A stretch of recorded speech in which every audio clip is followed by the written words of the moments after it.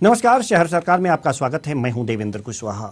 आज नगर निकाय चुनाव 2022 के दूसरे चरण की जो मतदान हुआ था उसकी मतगणना, उसकी काउंटिंग आज शुरू हुई सुबह 9 बजे से, और 9 बजे से लगातार हम आपको अपडेट देते रह रहे हैं कौन कहां से विजयी हुआ, कौन कहां से आगे है और कौन कहां से विजय हासिल किया।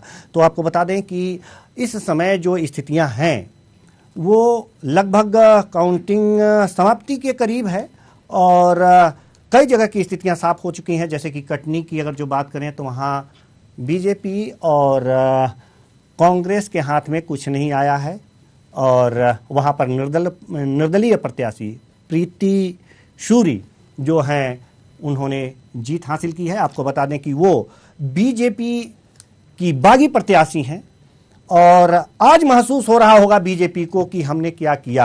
अगर प्रीति सूरी को ही टिकट दिया होता या प्रीति सूरी को अपना उम्मीदवार बनाया होता तो आज एक और जो है महापौर उनके झोली में चली गई होती। इन्हीं सब मुद्दों पर, इन्हीं सब रिजल्ट पे आज हम चर्चा करेंगे और चर्चा के लिए हमारे साथ स्टूडियो में मौजूद हैं संतोष परिहार जी, प्रवक्ता कांग्रेस, फराज खान जी, प्रवक्ता आम आदमी पार्टी। साथ ही साथ हमारे साथ जुड़ेंगे हमारे आउटपुट हेड वीरेंद्र गुप्ता जी और उसके बाद दिव्या गुप्ता जो प्रवक्ता हैं बीजेपी की, वो भी हमारे साथ जुड़ेंगी। जैसे ही जुड़ेंगी हम उनसे भी सवाल और जवाब का सिलसिला शुरू करेंगे। तो सबसे पहले हम संतोष परिहार जी के पास आना चाहेंगे और बात हम शुरू करेंगे कटनी से। कटनी से हम बात शुरू करेंगे। कटनी की जनता ने बीजेपी और कांग्रेस दोनों से कन्नी काट लिया, क्या कहेंगे आप जी? देवेंद्र जी, सबसे बड़ी लोकतंत्र के मंदिर में जो है जब कैंडिडेट जब खड़ा होता है, हमने जो है कांग्रेस पार्टी ने जो कैंडिडेट खड़ा करा था बहुत सोच समझ खड़ा करा था। अब ये तो जनता का जो रुझान है, जो रुख है, उसमें जो जनता को पसंद आया तो सम्मान योग्य है। क्योंकि जब वो जो लोकतंत्र में इतने वोट डालने के बाद जो मतलब भारतीय जनता पार्टी और कांग्रेस दोनों को न चुनकर निर्दलीय चुन रहा है, सोच का विषय है। निश्चित तौर पे जो है इसके अंदर जो भी हमारी जो कमी होगी उसके अंदर देखा जाएगा, क्योंकि माननीय कमलनाथ जी के नेतृत्व में जो भी 16 टिकट जी। संतोष परिहार जी, हम आपको रोकना चाहेंगे। हमारे साथ दिव्या गुप्ता जी जो बीजेपी प्रवक्ता हैं जुड़ चुके हैं। बहुत बहुत स्वागत है आपका हमारे इस कार्यक्रम में। और वीरेंद्र गुप्ता जी भी जो हमारे आउटपुट हेड हैं वो भी हमारे साथ जुड़ चुके हैं, उनका भी हम स्वागत करेंगे अपने इस कार्यक्रम में। और आपसे भी कुछ कमेंट्स जरूर लेंगे, लेकिन पहले संतोष परिहार जी कुछ कह रहे हैं, अपनी बात पूरी कर लीजिए संतोष परिहार जी। उसके बाद हम आउटपुट हेड महोदय जो हमारे वीरेंद्र गुप्ता जी हैं आज हमारे स्क्रीन पे हमारे साथ हैं, हमारे इस डिबेट में, हमारे कार्यक्रम में चार चांद लगा रहे हैं, तो हम उनके पास जाएंगे। जी परिहार जी, पहले अपनी बात पूरी कीजिए, उसके बाद हम चलेंगे। देवेंद्र जी, मध्य प्रदेश के अंदर 16 नगर निगम के जो चुनाव हुए थे उसमें कांग्रेस पार्टी ने जो भी कैंडिडेट खड़े करे थे काफी सोच समझ के खड़े किए। इसका हमें परिणाम भी मिला। 57 साल पुराना किला जो गोविंद ग्वालियर का हमें वहाँ जीत हासिल हुई। वहाँ की जनता का बहुत बहुत आभार। मुरैना के अंदर, पूरे मुरैना ग्वालियर में एक बात हमें बताइए संतोष परिहार जी। जी जी, कांग्रेस का हर प्रवक्ता, हर नेता जो भी डिबेट्स में जुड़ रहा है वो सिर्फ ग्वालियर चंबल की बात कर रहा है। क्या आप लोग बीजेपी को चिढ़ा रहे हैं क्या?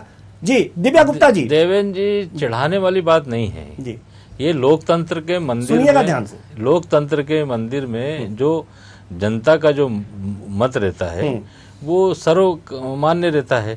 और हम क्यों नहीं बोलेंगे साहब, जो पूरी सरकार से लेके, पूरी शासकीय मशीनरी से लेके, केंद्रीय मंत्री से लेके पूरे मंत्रिमंडल वहां पड़ा रहा, उसके बाद भी अगर जनता ने हमें चुना है तो काफी मतलब भरोसा करके चुना होगा ना। एक जगह नहीं, ग्वालियर में, मुरैना में, जबलपुर जो है गढ़ रहा है भारतीय जनता पार्टी का, जहाँ के प्रदेश अध्यक्ष महोदय रहे हैं, वहां तक जो है जबलपुर में हमें चुना गया। और 2 जगह तो हम जो है, एक जगह तो हम जीत ही चुके थे उज्जैन के अंदर, मात्र 55 वोट से जीत चुके थे, लेकिन रिकाउंटिंग में जो है हमें हरा दिया गया। चुनाव आयोग को 200 शिकायतें करी गई देवेंद्र जी। 200 शिकायतों में एक भी शिकायत का कहीं कोई कार्रवाई नहीं हुई। फिर भी जनता ने हमें, जो पूरी शासकीय मशीनरी होने के, उसका दुरुपयोग होने के बाद, सब कुछ होने के बाद भी जनता हमें वोट दे रही है, तो ये हमारे लिए तो बड़ा हर्ष का विषय है ना। क्योंकि गढ़ मतलब हमारे पास तो कुछ था ही नहीं, हमारे पास क्या था ये बताइए ना। और आज की डेट में अगर तो कुछ था ही नहीं, खोने को तो कुछ माननीय कमलनाथ जी के था और पा भी गए, और माननीय और कमलनाथ गदगद भी हमको लग रहा है संतोष परिहार जी, कांग्रेस गदगद भी है अपने इस जो उपलब्धि से। ठीक है सर, हम आपके पास आएंगे, हालांकि वीरेंद्र गुप्ता जी के पास जाएं, लेकिन दिव्या गुप्ता जी मुस्कुरा रही हैं, इनकी मुस्कुराहट जरूर कुछ न कुछ कह रही है, कुछ जवाब देना चाहती हैं। जी दिव्या गुप्ता जी जरूर दीजिए जवाब, उसके बाद हम अपने आउटपुट हेड महोदय के पास जाएंगे। लेकिन उससे पहले हम राजेश जौहरी जी जो वरिष्ठ पत्रकार हैं हमारे साथ जुड़ चुके हैं, इनका स्वागत कर लें। आपका बहुत बहुत स्वागत है हमारे इस कार्यक्रम में। जी दिव्या गुप्ता जी आप जारी रखिए। देवेंद्र जी, मुझे लगता है इठलाने के लिए कांग्रेस के पास ऐसी कोई बहुत बड़ी विजय भी नहीं है और वजह भी नहीं है।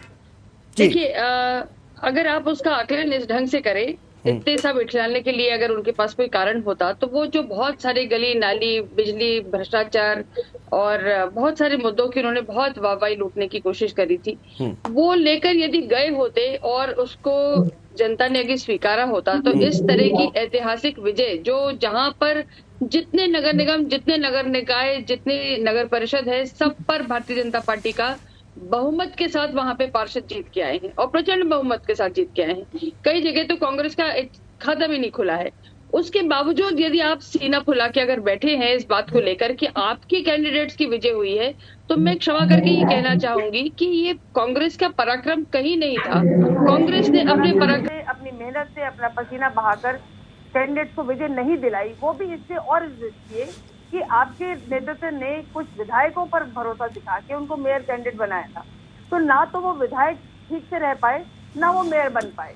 तो वो दोनों तीनों जगह आपके जो रणनीति थी, जिस तरह की भी रणनीति थी, वो सब फेलियर रही बात आपके नेतृत्व की, तो कमलनाथ जी तो एक्चुअली अनाथ बना के चले गए थे कार्यकर्ताओं को और अपने प्रत्याशियों को, जो पलट के कभी उन्होंने आके देखा भी नहीं कि कौन किस तरह से अपनी लड़ाई लड़ने में लगा हुआ है। तो जहां संगठन की बहुत कमी हो, जहां पर आपकी रणनीति की कमी हो, उसके बावजूद यदि आप जीत रहे हो, तो मैं आपको सिर्फ इतना एक आगाह करना चाहती हूँ इस बात को लेकर कि ये आपकी जीत नहीं है, आप नहीं जीते हैं।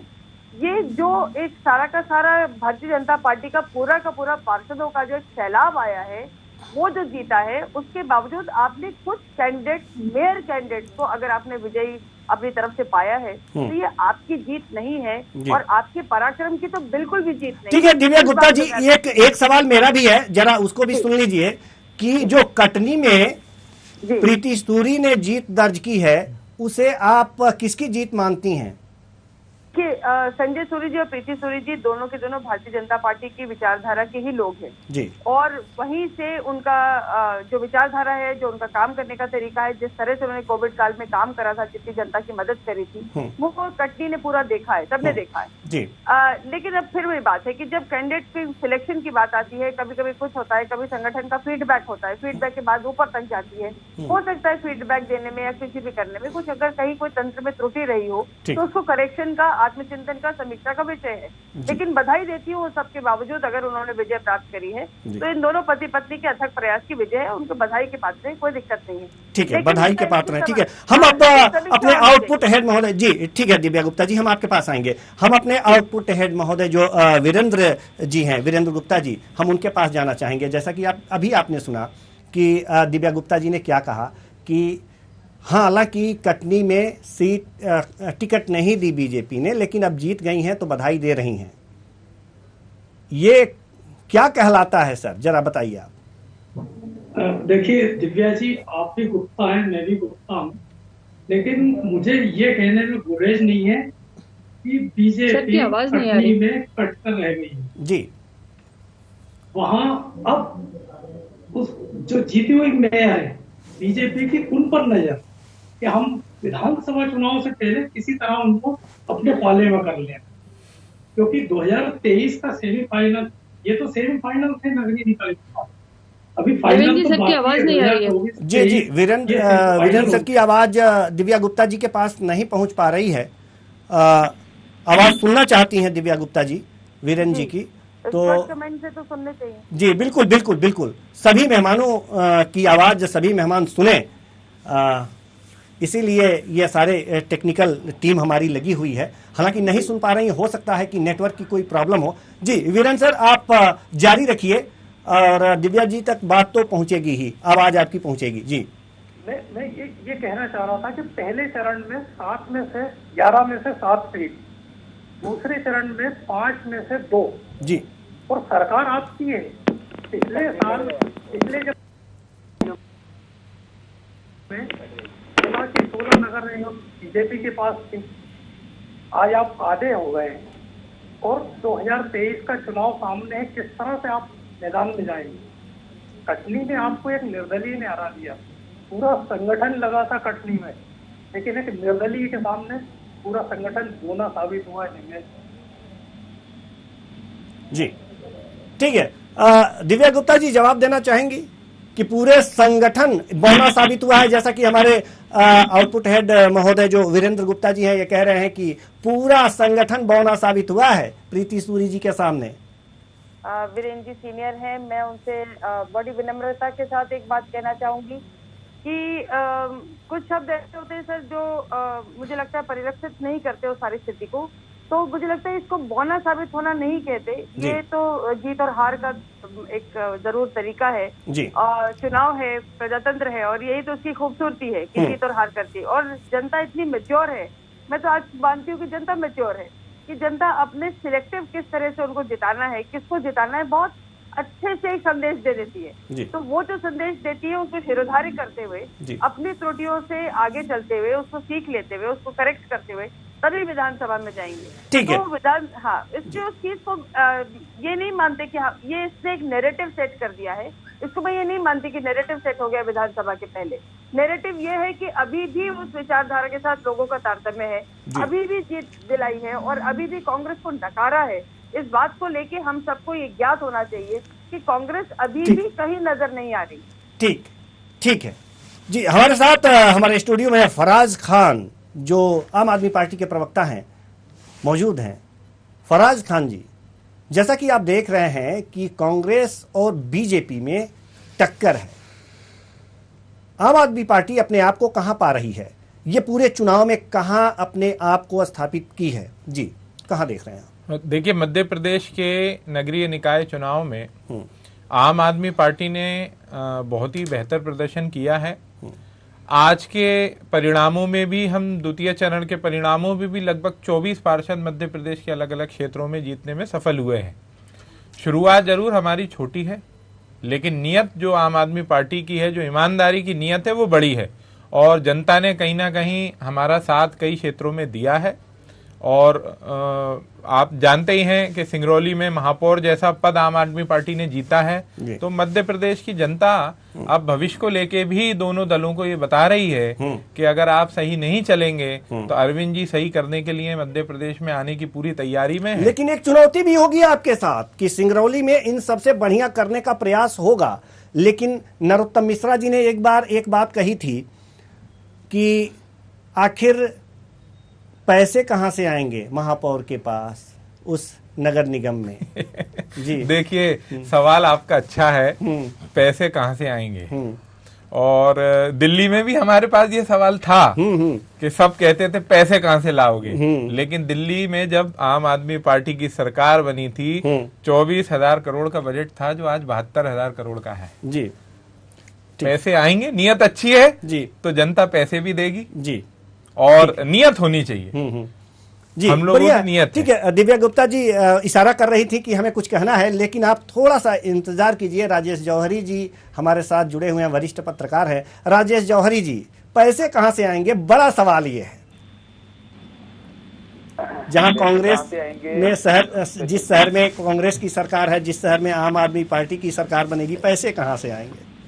देखिए, पैसे का बहुत बड़ा मिश्रा जी ने कुछ भी बोला हो, पर जो सरकार का एक सिस्टम होता है ना, सिस्टम काम करता है जी। इसमें ऐसा नहीं है कि ठीक है कुछ बड़ी चीजें रोक सकती है कोई सरकार, चाहे पक्ष विपक्ष का जो मसला होता है उस पे जी, पर जनरली हर चीज के लिए फिक्स, जैसे जो सैलरीज है वो जानी ही है, जितने भी लोग हैं उनकी सैलरीज जानी है, जो मिनिमम जो बजट आना है वो तो आना ही है जी। अब कुछ जो बड़ी जैसे समझ लीजिए कि इंदौर में और भोपाल में बीजेपी के ही महापौर थे, तो उन्होंने मतलब जो बीजेपी की सरकार थी उन्होंने क्या किया कि अपना मेट्रो ले आए। हो सकता है सिंगरौली में कोई ऐसी नई योजना ना शुरू कर पाए वो लोग, इस कारण से अगर दोनों पार्टियों के बीच में मतभेद रहता है, सत्ता पक्ष और वहाँ के मेयर के पक्ष के बीच में। लेकिन ज्यादा बड़ी बात इसमें ये है कि क्योंकि ये इतना बड़ा मुद्दा है नहीं, जब जनता है, जनता के लिए तो पैसे भी आएंगे और जनता का विकास भी होगा और जनता की जो भी योजनाएं होंगी वो सब पूरी होनी ही पड़ेगी। क्योंकि अल्टीमेटली आज मेयर में सिर्फ एक मेयर के इलेक्शन से में हारने से भाजपा ऐसी रिस्क नहीं लेगी या कोई भी पार्टी ऐसी रिस्क नहीं लेगी कि आगे के चुनाव में उनको तकलीफ आए। एक बात तो ये होगी। दूसरी बात ये है, इस चुनाव का जो सबसे बड़ा विश्लेषण ये है कि कांग्रेस को खुश होने का पूरा मौका है और कांग्रेस को खुश होने के पूरे कारण भी हैं, क्योंकि उनके पास कुछ भी नहीं था खोने के लिए, लेकिन बीजेपी ने बहुत कुछ खो दिया।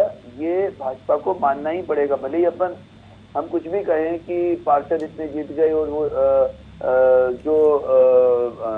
कुछ कई हमने बहुत सारी सीटें जीत ली, पर आज आपके हाथ से आपके ठीक है आधे से थोड़े से ज्यादा बचे हैं। आपके जो पहले 16 के 16 नगर निगम थे तो आपके हाथ से निकल गए हैं। तीसरी बड़ी बात ये है, इस चुनाव में जैसा कि जोबट का जब चुनाव चल रहा था, जो उपचुनाव चल रहा था, उस समय बात हुई थी, बहुत सारे चैनल्स पे अलग अलग विषयों पे बात हुई थी। तो उस समय एक बात ये हुई थी कि कहीं ना कहीं ओवैसी जी की पार्टी और आम आदमी पार्टी अपना जो है जड़ जमा रही है और वो स्थितियां अपने को इस चुनाव में देखने को मिल गई।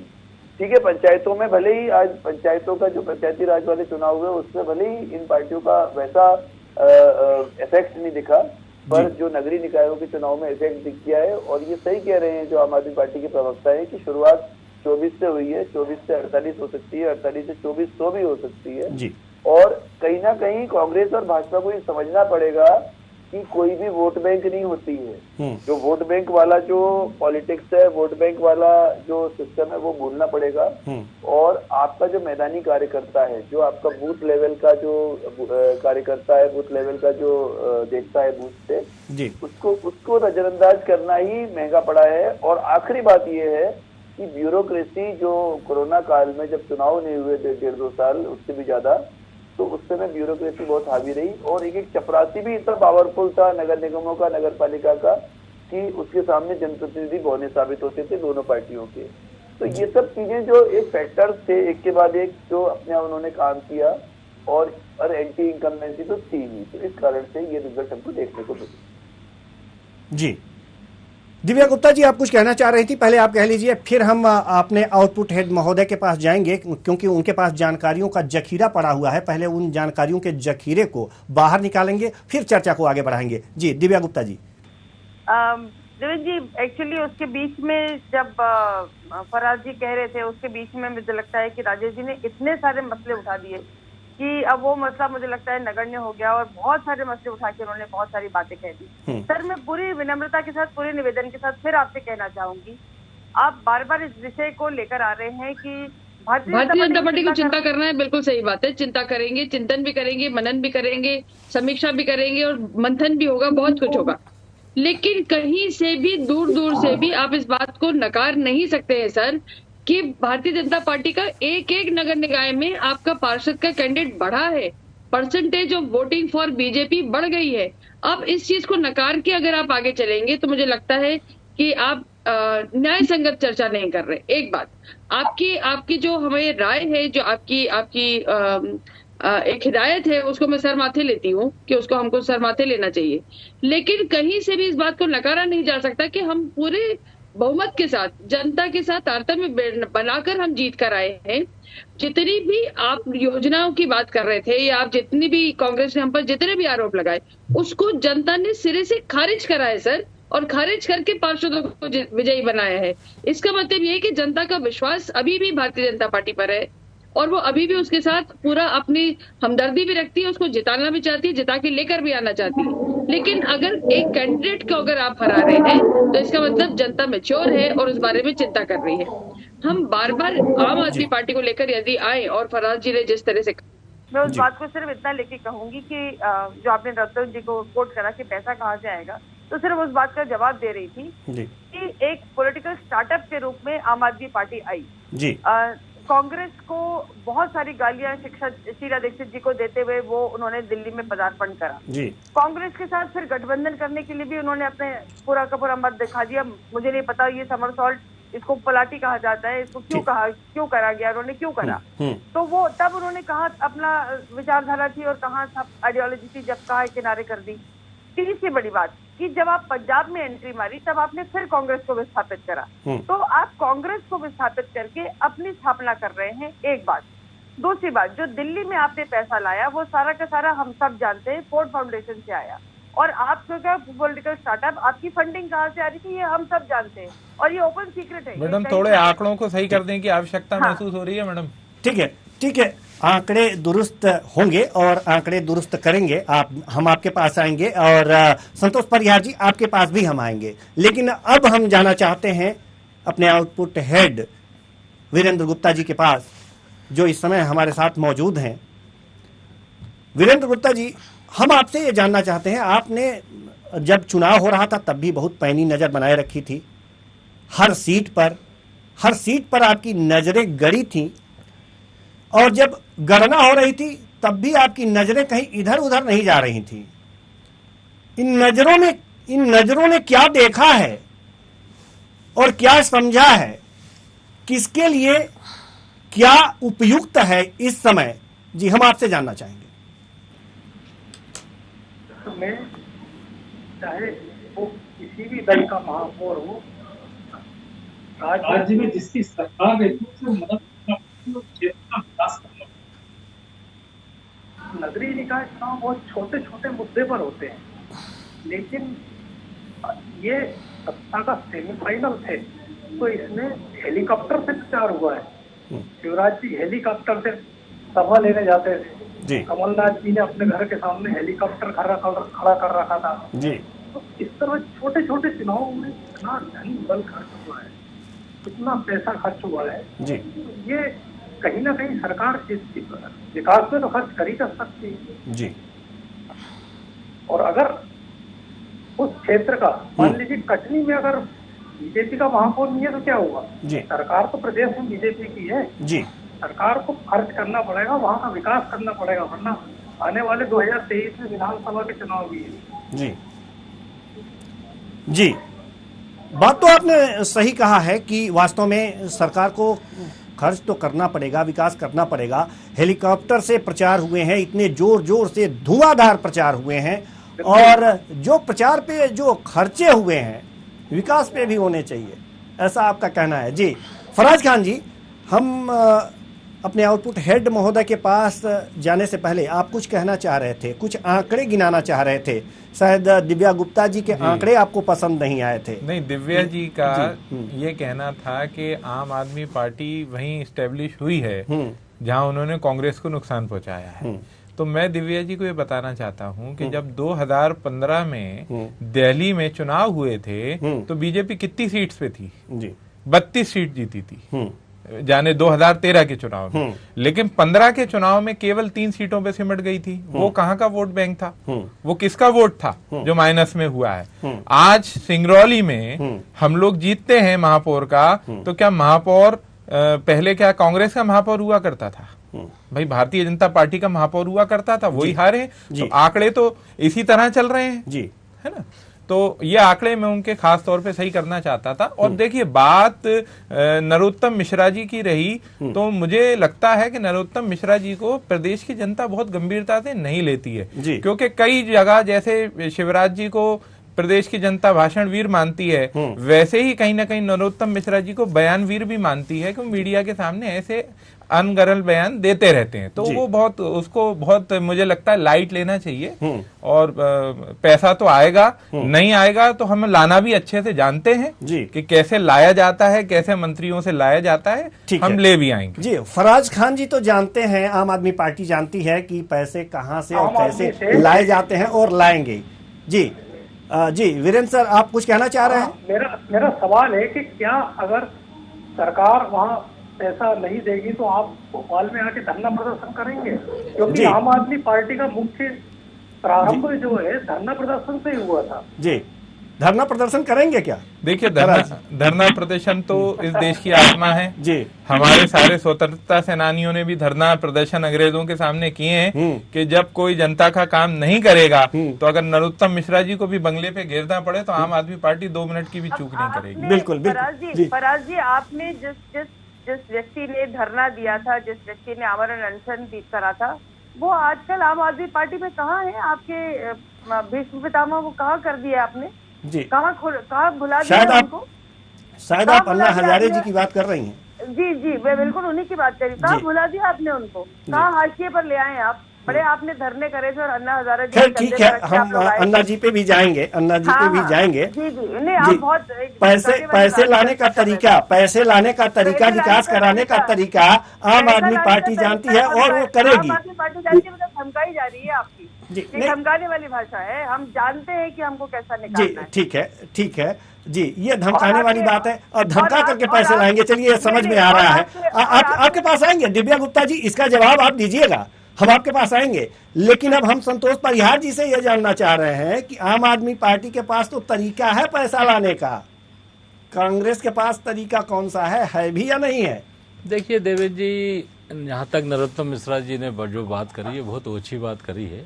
मध्य प्रदेश शासन में जो सिंगरौली हो, चाहे रीवा हो, चाहे छिंदवाड़ा हो, हर नगर निगम का पैसा फिक्स है जो सरकार को देना ही पड़ता है। कोई सरकार के घर का पैसा नहीं है, उनका जनता का टैक्स का पैसा है। और जहाँ तक सिंगरौली की बात कर रहे थे या छिंदवाड़ा की बात कर रहे हैं, जहाँ की वहाँ पे खुद का उनका इतना रेवेन्यू है कि उतने वो तो खर्च करने के लिए स्वतंत्र है। और मध्य प्रदेश दिल्ली तक से पैसा आता है, इनके घर का पैसा थोड़ी है ये जो लूट में इवेंट में लगा रहे हैं। ये तो क्या है कि इनका दम्भ बोल रहा है, ये उस पर विचार नहीं कर रहे। अभी भी दिव्या गुप्ता जी बोल रहे हम पूरे जीत गए 90। अरे जीत गए हो, आपके राजेंद्र शुक्ला जी हार गए हैं अपने वार्ड से, अरविंद भदौरिया जी अपने वार्ड से हार गए हैं, पूरे जितने भी आपके केंद्रीय मंत्री से लेके सरकार से लेके शासकीय मिशनरी तक लगी रही, इसके बाद भी जनता ने आईना दिखा दिया। जो जहां तक जो आप पैसे की बात कर रहे थे, माननीय कमलनाथ जी ने 150 करोड़ दिए थे भोपाल के अंदर विकास के लिए, पूरे प्रदेश के अंदर जो शहरी विकास। ये मंत्री जो केंद्र से जो पैसा आता है वो तो अभी हमारे प्रदेश में कई सालों से अभी तक जो है जेएनआरएम के पैसा नहीं आया, प्रधानमंत्री आवास वाले काम रुके हुए हैं। तो ये तो बहुत घटिया मानसिकता वाली बात है कि पैसा कहाँ से आ रहा है। पैसा तो देना पड़ेगा आपको, और पैसे वो जनता का अधिकार है, आपके घर का पैसा नहीं है, इवेंट लगाने के लिए पैसा नहीं है आपके, इधर का पैसा वहां खर्च कर दो। पैसा तो कांग्रेस पार्टी पूरी ताकत से पूरे उससे पैसा मिलेगा ही, खुद की भी रेवेन्यू है। माननीय कमलनाथ जी का विजन है, विजन पे काम करते हैं, उस हिसाब से नगर निगम में भी काम होंगे। वो साल 1.5 साल की बात है, 1.5 साल के बाद दूसरा देश भी आएगा, उसमें भी जो है वो करेंगे। आपका मोबाइल बज रहा है, उसे शांत कराइए, नहीं तो जो आपकी आवाज है वो दब जाएगी। जो जहाँ तक पैसे वाली बात है देवेंद्र जी, पैसा जो है सरकार जो कांग्रेस की सरकार थी तो क्या मध्य प्रदेश को पैसा नहीं दिया कांग्रेस ने? आज शिवराज जी जो इतनी बातें कर रहे हैं कि रोड के लिए पैसा के घर से लाए थे, क्या पैसा केंद्र से आया था, पूरे काम हुआ। माननीय कमलनाथ जी मंत्री थे उस समय, तो पैसा तो देना ही पड़ता है, वो मिलता ही है। और नहीं मिलते तो बहुत सारे तरीके हैं, वो सब तरीके निर्दलीय जो महापौर जीती है वो भी पैसा, वो उनको भी अधिकार है, वो पैसे आएगा। ये तो क्या है कि कुछ भी कहना, नरोत्तम मिश्रा जी का सुबह उठा एक बयान दे दिया, उसी पे दिन भर चर्चा हो रही है। ये बहुत छोटी मानसिकता दर्शा है। जनता के हित की बात करो। कोरोना में जो लूट मचाई थी पूरे प्रदेश के अंदर, लाशें जो है पूरे तैरती रही, उसमें तक जो रेमडेसिविर चोरी करके वो कर। वीरेंद्र सर कुछ कहना चाह रहे हैं, उनकी आवाज हम तक नहीं पहुंच पा रही है। जी वीरेंद्र सर, संतोष जी से एक सवाल पूछिए। छत्तीसगढ़ में कांग्रेस की सरकार है, भूपेश बघेल बाहे कबाए अक्सर ये कहते रहते हैं कि हमें केंद्र से सहयोग नहीं मिल रहा है, तो केंद्र पूरा पर्याप्त पैसा नहीं दे रहा है, विकास के कार्य रुके हुए हैं, कई बड़ी परियोजनाएं अटकी पड़ी हैं। बताइए संतोष जी। तो वही सिस्टम यहाँ भी लागू हो सकता है, वही सिस्टम यहाँ भी लागू हो सकता है। जी आपने बहुत अच्छा सवाल करा, बहुत अच्छा सवाल करा। इसके बाद भी जो है पैसा नहीं दे रहे, फिर भी जो है मध्य प्रदेश की एक आवक जावक उससे काम हो रहा है ना, ये तो छोटी मानसिकता दर्शाती है कि दिल्ली से पैसे नहीं दे रहे। वही कमलनाथ जी ने पूरे प्रदेश को पैसा दिया था, जेएनआरएम में पूरे जो है मध्य प्रदेश में काम हुए थे। आज जो जितने भी शहरीकरण के नाम पे पूरे जो है आपके वीआईपी से लेकर काम हुए, साहब पैसा लाए थे, और बाबूलाल गौर साहब में वो कला थी कि वो प्रदेश के विकास के लिए पैसा ला सके। बीरेन जी, मेरा विनम्रता पूर्वक आपसे आग्रह है कि ये बताइए कि अगर ये पैसा नहीं देंगे तो जो उसके भी बहुत सारे तरीके हैं ना, कांग्रेस भी अपनाएगी और भी लोग अपनाएंगे। माननीय कमलनाथ जी उतने सालों से मंत्री रहे हैं, पूरे सब बातें हैं। ये तो क्या है, केवल इवेंट के लिए पैसे खर्च करना है, पूरा जो लूटना है। प्रदेश 17 साल से लूटा, पूरे जो है लूट की सरकार बनाई। अब उसमें बैसाखियों पे चल रही है, 3 तरह की भाजपा चल रही है। एक मिनट, नाराज बीजेपी, शिवराज बीजेपी, महाराज बीजेपी, 3 गुटों में बटी हुई, तो आपस में द्वंद्व उनका नहीं निपट रहा है वो। ठीक है, आप बार-बार संतोष जी, मैं आपको रोकना चाहूंगा जी। यहाँ गुटों की तो आप बात मत करिए जी, क्योंकि सिंधिया जी भले ही बीजेपी में आ गए, लेकिन उसके बाद भी गुटों की कमी कांग्रेस में नहीं है। नहीं बीरेन जी, बहुत अच्छा सवाल बीरेन जी, बहुत आप ये सिंधिया जी के जाने के बाद आप बताइए, सबके अलग अलग गुट है और सबके अलग अलग कार्यक्रम। आप ये बताइए ना, सिंधिया जी के हटने के बाद कितने कार्यकर्ता अपने आप को अच्छा महसूस कर रहे हैं। मुरैना भी जीत गए, ग्वालियर भी जीत गए, तो ये कार्यकर्ताओं का एक अंदर से महल से निकल कार्यकर्ताओं के पास आई ना, तो वो जो रहता है बीरेन जी, सही कह रहा हो, ये दोहरा मापदंड जो सरकारें अपनाती है, तो उसमें अब उसमें उनकी नीयत में उसमें क्या है, लेकिन काम होते हैं। ठीक है, काम होते हैं जी। दिव्या गुप्ता जी कुछ कहना चाह रही हैं, कहें, उसके बाद हम राजेश जौहरी जी के पास जाएंगे। वरिष्ठ पत्रकार हैं, बड़ी देर से अपनी बारी का इंतजार में हैं और हमारे पास भी कुछ प्रश्न हैं इनके लिए। हमारी कुलबुलाहट हमारी भी ठीक है। आप दिव्या गुप्ता जी पहले आप अपनी बात रखिए, उसके बाद हम राजेश जौहरी जी के पास जाएंगे। देवेंद्र जी, माननीय संतोष जी, बड़े मुझे लगता है बहुत घिसी-पिटी एक लाइन है, बहुत ही घिसी-पिटी एक सोच और परंपरा के साथ वो चल रहे, बार बार वही विलाप, बार बार वही बात को लेके, जैसे मैडम विलाप थोड़ी कर रहे, खुशी मना रहे हम तो। सर एक सेकंड मुझे बोलने दीजिए, मैं बहुत शांति से आपको सुना था। हाँ, बिल्कुल शांति से सुना था, बिल्कुल शांति से थोड़ा सा सुनिए। तो जो एक रोहित सुनते हैं, वो रोहित सुनते हुए लगातार एक वही बात होती है, वही करे जा रहे हैं, उसी विलाप के साथ आप चल रहे हैं। आप भूल गए कि आपने किस तरह का प्रदेश हमको सौंपा था, आप भूल गए कि आपने किस तरह का बीमारू राज्य हमको दिया था विरासत में। आप वो सारी बातें अगर भूल गए तो मैं सिर्फ कुछ स्मरण कराना चाहूंगी कुछ चीजों का, कि आपने कितनी टूटी फूटी सड़कें दी थी, आपने किस तरह से जर्जर प्रदेश दिया था, किस तरह से बदहाल दिया था, किस तरह से बिजली का संकट था, ये आप शायद भूल गए। और आज जब आप आसूदा हो गए हैं, आज जब आप बिजली के आपको लगातार मिलती है, जब आप सड़कों के उस जाल में फिसलते हुए आपकी गाड़ियां चलती चली जाती है, तब आपको विकास नहीं दिखाई देता है। और तब भी आप अगर उंगली उठाना चाहते हैं तो आपको विकास का चश्मा यदि नहीं दिखाई देता हो तो फिर कम से कम बदल लिए अपने चश्मे को और देखने का तरीका अपना नया सोचिए। एक बात, जो बात आप बार बार कहे जा रहे हैं कि ये कहाँ से आएगा पैसा, हमको पैसा निकालना आता है वगैरह वगैरह, तो साहब जिसका ये जो एक बात आपने पकड़ ली है कि पैसा निकालना आता है, किसी के बाप का नहीं होता और किसी का नहीं होता, पैसा आएगा ही आएगा, ये शब्द आपको शोभा नहीं देते, किसी भी प्रवक्ता को शोभा नहीं देते। जिसका पैसा है वो उसी के पास आएगा, जाएगा भी, विकास भी होगा, कहीं किसी के साथ दुराव नहीं होता। जिस तरह से कमलनाथ सरकार ने दुराव किया था, या जिस तरह से मैंने वो दिन देखे हैं जब माननीय दिग्विजय सिंह जी की सरकार थी और वो यहाँ पे 150 करोड़ दिए थे कमलनाथ ने, 150 करोड़। आप कमलनाथ जी के ऊपर जो आरोप लगा रही है, 150 करोड़ दिए थे, आज पूरा विकास उन्हीं के पैसे का दिख रहा है। आज जो है मध्य प्रदेश के अंदर पीएम आवास वाले मकान तक नहीं बन पा रहे। आप जो बातें कर रही हैं, पूरे आज अंधेरों में डूबा था अभी कुछ ही समय प्रदेश। आप कुछ भी बोल रही हैं, आप क्या बोल रही हैं, आप क्या दिखाना चाह रहे हैं? शिवराज जी ने काम करा, इवेंट करा, केवल झूठ करा, 5000 घोषणाएं, 5000 घोषणाओं में से जो है ना 500 घोषणाएं पूरी नहीं हुई। आप कुछ ही बोल रही हैं, अपनी आलोचना नहीं है। आप झूठे आंकड़े तो पेश मत करिए ना, सही आंकड़े पेश करिए दिव्या जी। आप हारे हो, 17 साल से लूटा है आपने, यही 17 साल से लूटा है आपने। भारतीय जनता पार्टी कांग्रेस के लोग करते रहते हैं, हमेशा यही नूरा कुश्ती होती है। इसीलिए फराज खान जी आम आदमी पार्टी को लाभ हो जाता है, इसीलिए आम आदमी पार्टी सिंगरौली में जीत गई। ये नूरा कुश्ती की ही देन है जी। आई एम सॉरी, नो, ये तरीका बिल्कुल गलत है। I am sorry. आपने बोला कमलनाथ जी ने कुछ नहीं दिया, मैं सत्य के साथ 2.5 करोड़ दिए कमलनाथ जी ने। ठीक है, आपको बताता हूं। ठीक है, राजेश जौहरी जी के पास हम जाना चाहेंगे। जैसा कि अभी फराज खान जी ने कहा है कि जब बीजेपी और कांग्रेस इसी तरह से नूरा कुश्ती करती है तो लाभ तीसरे को मिलता है, यानी आम आदमी पार्टी आ जाती है। जी क्या जी, हम आपके पास आ रहे हैं, दिव्या गुप्ता जी आपके पास आ रहे हैं जी। ये थिंकिंग गलत है, बिल्कुल थिंकिंग गलत। मैं पुरजोर विरोध करूंगी। ठीक है, हम आपके पास आएंगे जी। राजेश जौहरी जी, क्या आपका आकलन है कि आम आदमी पार्टी के आने के पीछे वास्तव में कारण क्या है?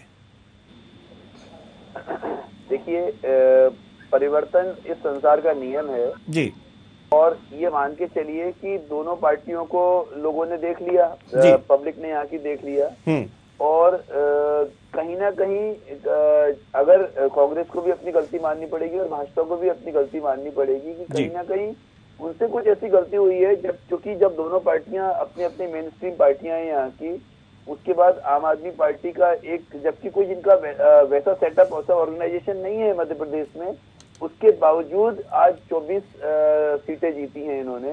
ये कोई छोटी बात नहीं है। और उससे भी ज्यादा बड़ी बात ये है कि ओवैसी जी का तो कभी मध्य प्रदेश आए ही गिने चुने बार होंगे, और उनकी पार्टी के लोग यहाँ से चुनाव जीत गए, तो ये गलती कहीं ना कहीं उनकी होगी। वो जो ऑलरेडी एस्टेब्लिश पार्टियां हैं इस प्रदेश की, उनकी गलती मानी जाएगी। कहीं ना कहीं उनसे कुछ चूक हुई है। हालांकि नूरा कुश्ती वाली बात जो अभी खान साहब ने कहा कि नूरा कुश्ती वाली बात नहीं, लेकिन हाँ कहीं ना कहीं ग्राउंड जो है इनसे ढीला पड़ता जा रहा है, और उसका फायदा आने वाले समय में ओवैसी जी को भी मिलेगा और इनको भी मिलेगा। अगर इन्होंने अभी भी, देखिए इनके बूथ लेवल पे हर गांव में और हर गांव के भी छोटे छोटे मोहल्ले में कांग्रेस और भाजपा के कार्यकर्ता है जी। उसके बावजूद अगर ये स्थितियां हैं कि मतलब कांग्रेस का तो फायदे प्लस में रहा, पर भाजपा की ये स्थितियां हैं कि आप इतने सारे चुनाव हार गए इस बार, और 16 में से आपके पास 9 सीटें रह गई, तो इसका मतलब ये होता है। और ग्राम पंचायतों में तो और बुरा हाल हुआ है। ग्राम पंचायतों में इस बार बहुत बुरे तरीके से पंचायती राज में जो है कांग्रेस ने काफी सीटें जीती, काफी सरपंच के, जनप्रतिनिधि के और जिला पंचायत के चुनाव जीते हैं। तो इसका मतलब ये हुआ कि जो मैदान पे पकड़ जो है कांग्रेस की मजबूत हो गई इस दौरान, और एंटी इनकम्बेंसी बढ़ गई। और उसका मेन कारण है कि आपका संगठन का जो एक बहुत बड़ा कारण है, इससे पहले जो संगठन मंत्री हुआ करते थे भाजपा के, वो लोग स्कूटर पे चलते थे, साइकिलों पे चलते थे और मोटरसाइकिल पे चलते थे, तो कहीं भी कोई दिखा तो रुक जाए, ब्रेक लगाए। अब प्रॉब्लम क्या हो रही है, और ये बात कांग्रेस पे भी लागू होती है कि जो उस लेवल के लीडर्स हैं वो अब एसी गाड़ियों में चलते हैं, तो वो जो उनका और आम आदमी का कनेक्ट नहीं हो पा रहा है। प्रॉब्लम क्या होती है, अब गर्मियां हैं, अगर कांच खोले तो गर्मी अंदर आएगी, एसी की ठंडक कम हो जाएगी जी। तो वो एक बहुत बड़ा कारण है जो इनका कनेक्ट आपस में टूट गया है। ठीक है। और अभी भी अगर ये लोग नहीं जागे तो धीरे धीरे ये जमीन ना पूरी की पूरी बहुत अच्छी बात कही है आपने जी जी। हम वीरेंद्र गुप्ता जी के पास जाना चाहेंगे। हमारे आउटपुट हेड महोदय हमारे साथ बने हुए हैं। आज सौभाग्य की बात है हमारे लिए। सवाल यहां पर यह है कि एक और पार्टी है जो इसमें दस्तक दी है, AIMIM, असदुद्दीन ओवैसी। क्या भूमिका रही है आपके नजरिए से इस पूरे नगर निकाय चुनाव में? मध्य प्रदेश का जो सियासी टेस्ट है जी, उसमें थर्ड पर्सन या तीसरे मोर्चे का कहीं कोई ज्यादा वो नहीं रहता है जी। ये बसपा सपा विधानसभा चुनाव से पहले या विधानसभा चुनाव में काफी आई है साहब जी, लेकिन फिर कांग्रेस बीजेपी कांग्रेस, ये दो दलीय है राजनीति यहाँ पे चली है। इसलिए ओवैसी जी की पार्टी यहाँ पर कोई ज्यादा बड़ा तीर नहीं मार पाई।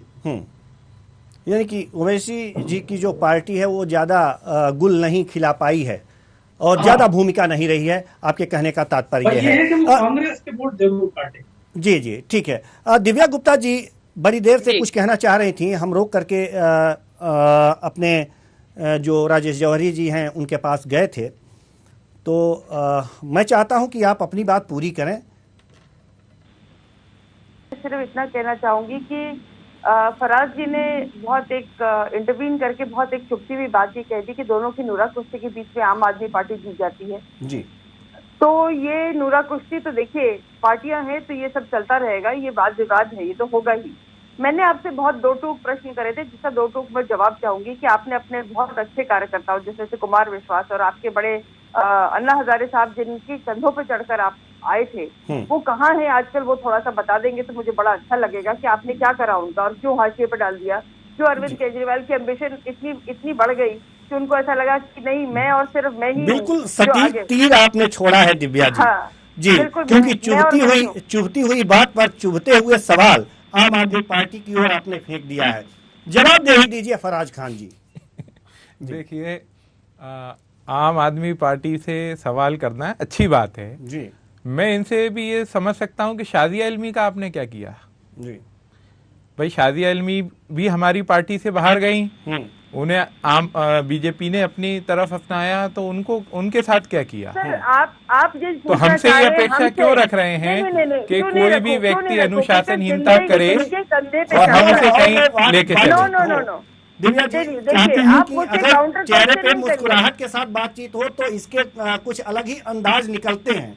ठीक है एक काउंटर क्वेश्चन मैंने क्वेश्चन करा, उसका काउंटर क्वेश्चन उसका जवाब नहीं होता। जवाब ये होता है कि आप उसका जवाब देने की स्थिति में है या नहीं है, या आप उसको बाईपास करके किसी और काउंटर क्वेश्चन करके मुझ पे अगर आप बता रहे हो तो आप उसका मतलब आप बाईपास करके उसका जवाब आपके पास है नहीं या देना नहीं चाह रहे।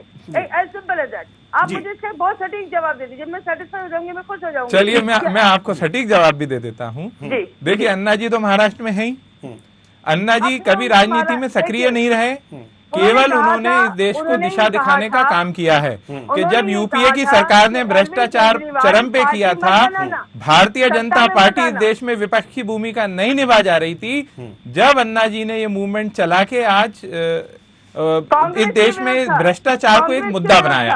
बात रही अरविंद केजरीवाल जी की, तो अरविंद केजरीवाल जी ने अन्ना जी से पूरा आग्रह किया था कि आप राजनीति में सक्रिय होइए, क्योंकि हम लोग बिना विधानसभा संसद में जब तक देश के आम लोग नहीं जाएंगे, जब तक हम कोई कानून नहीं बना सकते। अन्ना जी ने दो टूक उन्हें मना किया था कि मैं इस देश में सेवा के लिए हूं, मैं एज अ सोशल वर्कर सेवा करता रहूंगा, और उनका आशीर्वाद हमेशा हमारे साथ है।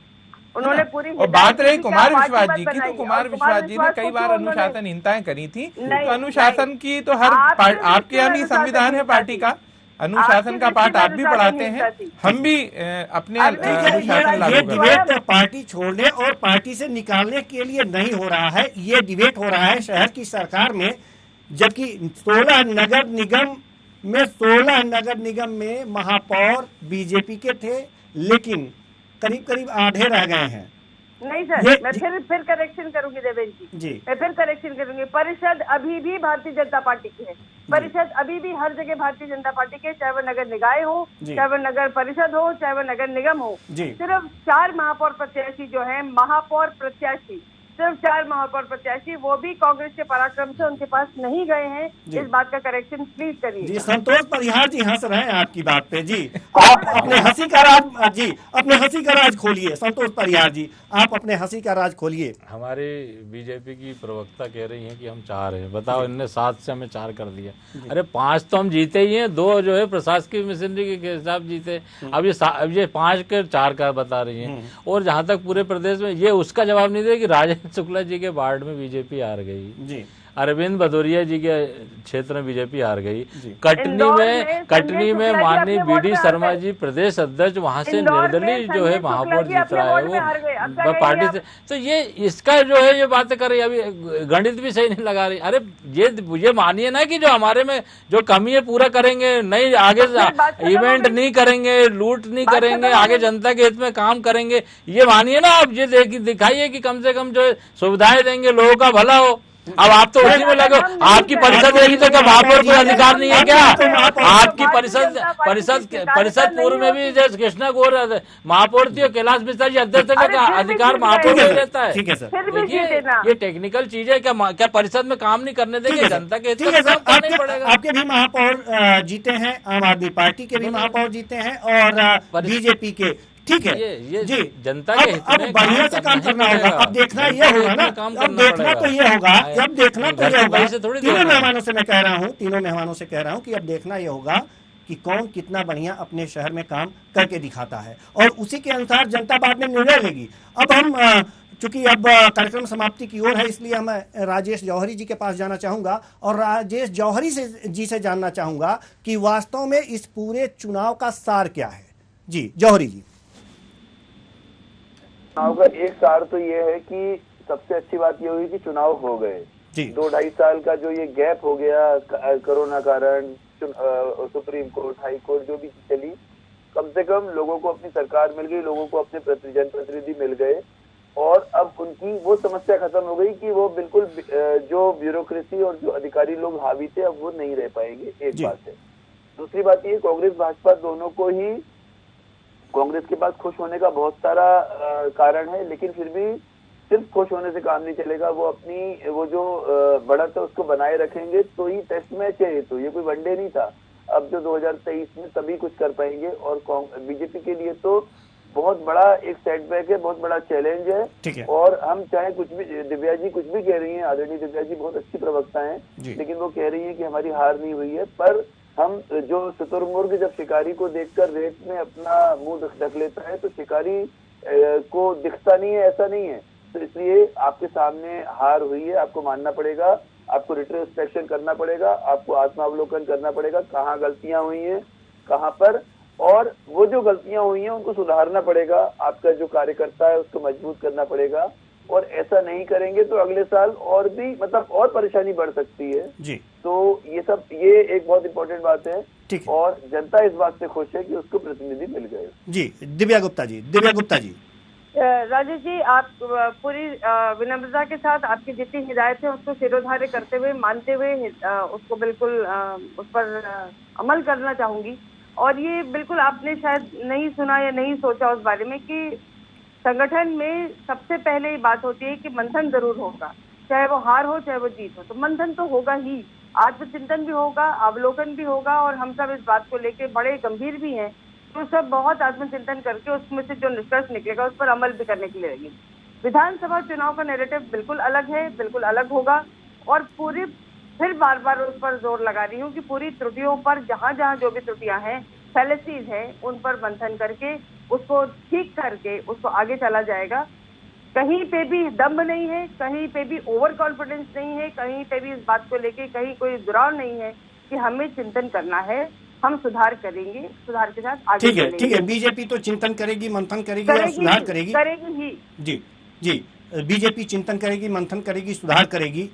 एक सवाल और हम आपसे लेना चाहेंगे दिव्या जी कि 16 नगर निगम में आपके महापौर थे, लेकिन अब कुछ नगर निगमों से हाथ धो बैठी है बीजेपी, तो अब इस पर जश्न बनता है या फिर बीजेपी दुख प्रकट करेगी?